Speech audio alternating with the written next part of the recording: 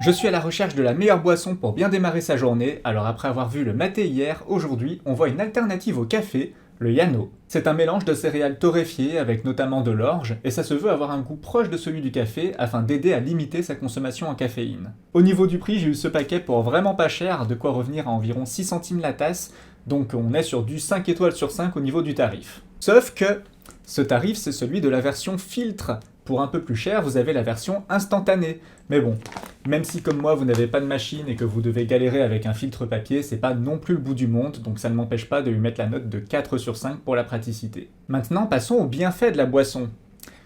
Bah ça réveille pas en fait. Tout l'avantage du Yano, c'est de ne pas avoir de caféine ni de substances similaires, ce qui en fait une boisson peut-être très bien pour l'après-midi pour éviter une énième tasse de café. Mais pour une évaluation matinale, si on ajoute à cela le fait que la boisson soit naturellement riche en glucides, ce qui n'en fait pas non plus un truc top top pour la santé, bah on tombe sur un 2 sur 5 pour moi.